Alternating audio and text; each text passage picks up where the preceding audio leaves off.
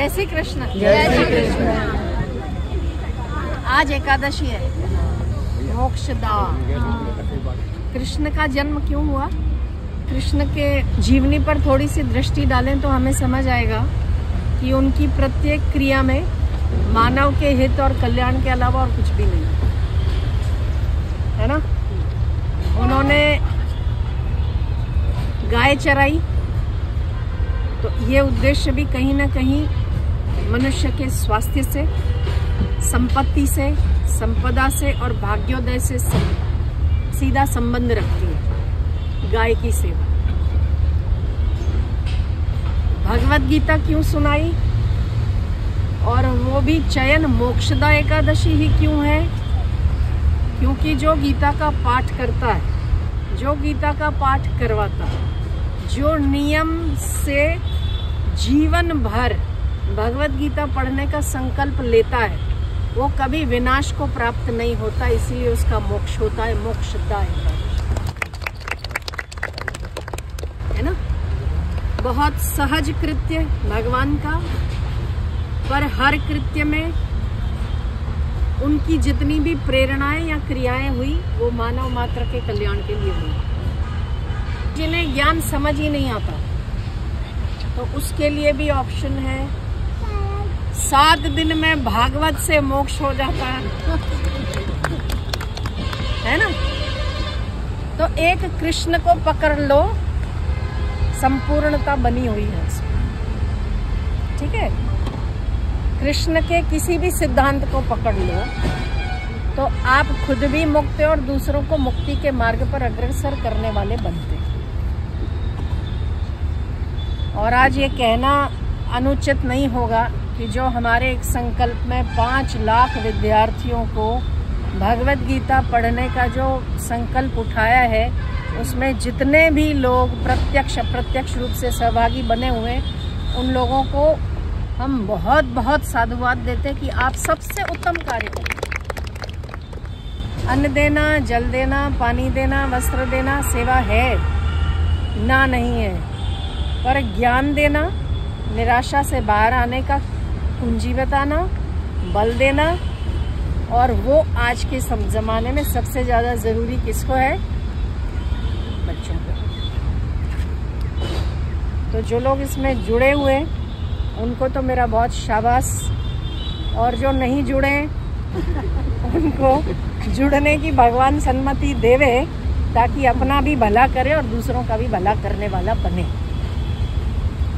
जितना भी कर सकता है, जो भी कर सकता है, जैसे भी कर सकता है, पर करना जरूर चाहिए, है ना। नहीं तो पशु और मनुष्य के जीवन में कोई खास भेद नहीं रह जाएगा। वो भी अपने लिए जीता और हम भी अगर अपने लिए जीते। यदि आप दूसरों के लिए जीकर देखें तो आपको कृष्ण की उस हृदय का अनुभव हो पाएगा कि उसके पास कौन सा दिल था और वो क्या अनुभव करवाना चाहते थे। वो आपको अनुभव सेवा से हो जाएगा। इसीलिए सेवा बहुत आवश्यक चीज़ है। और जो जुड़े हैं उनको फिर से बहुत साधुवाद, जो नहीं जुड़े उनको नसीहत है कि उन्हें करना चाहिए। केवल हमारा खुद का कल्याण करना चाहते हैं तब भी करना चाहिए, किसी और का कल्याण चाहते हैं तो भी करना चाहिए। तो किसी भी अवस्था में सेवा को छोड़ना नहीं चाहिए। सेवा बहुत ही उत्तम चीज़ है। और जो भगवान कृष्ण से जुड़ी हुई है वो तीनों चीज़ें, चाहे वो गीता हो, गौ हो या भागवत हो, तीनों ही मोक्षदायी है। गौ, गीता और भागवत तीनों ही मोक्ष कब देते हैं? जब गुरु बना जाता है, जब गुरु के चरणों में पहुंचा जाता है। जब कृष्ण गुरु बनते हैं तब गौ भी कल्याणकारी है, गीता भी कल्याणकारी और भागवत भी कल्याणकारी। तो उस समय में भगवान कृष्ण गुरु रूप में आए, तब जगत का कल्याण हुआ। आज भी आप कहीं न कहीं किसी न किसी को गुरु मानते हैं, तब वो कल्याण के रास्ते पर चलते हैं। तो अगर हमारा कल्याण चाहते हैं तो सेवा अवश्य करनी चाहिए। जितना ज्यादा मन लगाकर, जितना ज्यादा तत्परता के साथ सेवा होगी, उतने ही आपको अनुभव ज्यादा होंगे। आंतरिक अनुभव, बाह्य अनुभव में। तो अगर कोई आंतरिक अनुभव की अनुभूति करना चाहता है तो उसे सेवा में अवश्य हिस्सा लेना चाहिए और उसके साथ हर कर्म को अपने गुरु या भगवान को समर्पित करते हुए जाना चाहिए और समर्पित करते हुए वापस आना चाहिए। तो जो अद्भुत अनुभवों का आपके पास श्रृंखला होगी ना, आप कहते थक जाओगे, अनुभवों की कमी नहीं होगी।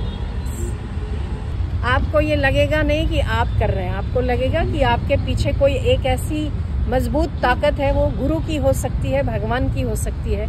और गुरु और भगवान में भेद नहीं है, चाहे वो गुरु का बैक सपोर्ट हो चाहे भगवान का हो, एक ही बात है।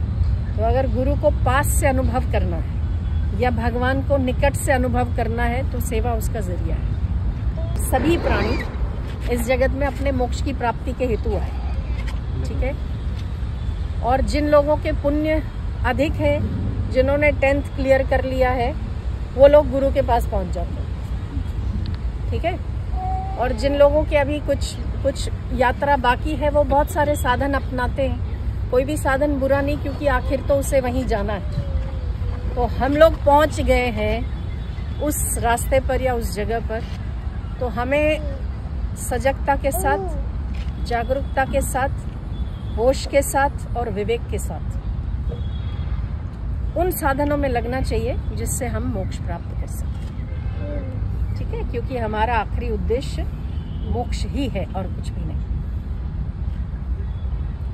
तो सेवा घर बैठे मिले तो छोड़नी नहीं चाहिए, घर बैठे ना मिले तो ढूंढ लेनी चाहिए, सेवा जरूर करनी चाहिए, ठीक है। तो आज मोक्षदा एकादशी है। आप लोगों ने गीता पढ़ी होगी, नहीं पढ़ी हो तो घर जाके पढ़ लीजिएगा, ना पढ़ाई हो तो किसी और को भी पढ़ा लीजिएगा, ठीक है। ये आपके सबसे उत्तम सेवा रही, ठीक। तो हम सब लोगों को भगवान कृष्ण के आज सबसे बड़ा ग्रंथ और सबसे अनमोल ग्रंथ की उत्पत्ति का हम सबको बधाई हो। 2.5 लाख बच्चे, 2.5 लाख 55,000, गुजरात में 2.5 लाख से ऊपर। अच्छा, गुजरात में 2.5 लाख से ऊपर। चलो, हमारे 5 लाख टारगेट में से केवल गुजरात में 2.5 लाख पूरे हुए। उन सबके लिए बहुत तालियां बजनी चाहिए। बहुत अच्छे, बहुत अच्छे। और ऑल ओवर इंडिया में 3,79,000, मतलब लगभग 4 के करीब तो पहुंच गए हम। अब केवल 1 बाकी है। क्या स्पीड है! 2.5 हफ्ते में 2.5 हफ्ते में 4 लाख हो गए, लगभग 4। पिछले 12 दिनों में पूरा चेंज हुआ है। वो पिछली वो जो मैया जी के आशीर्वाद। हाँ। नहीं, बहुत अच्छा, बहुत अच्छा। तो ऐसे लोगों को बहुत सारा प्यार, बहुत आशीर्वाद, बहुत शाबाश, बहुत साधुवाद। तो फिर तो अब मुझे लग रहा है 5 कम दिए थे।